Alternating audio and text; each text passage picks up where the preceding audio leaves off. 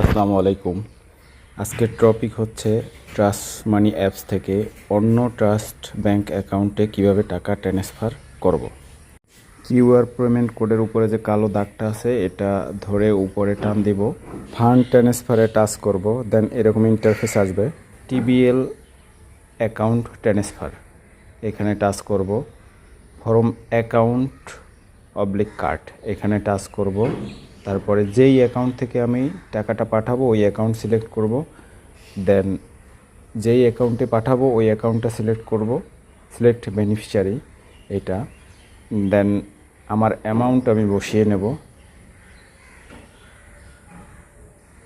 Remarks, এখানে আমার পছন্দের যে কোনো একটা ওয়ার্ড আমি ব্যবহার করতে পারি। দেন নেক্সট দিব। তারপরে এসএমএসের এখানে সাবমিট দিয়ে দেব। আমার ওটিপি এখানে চলে আসছে, এখন ওটিপিটা আমি দিয়ে দেব এই খালি ঘরে। ওটিপিটা দিয়ে দিলাম, দেন সাবমিট দিলাম।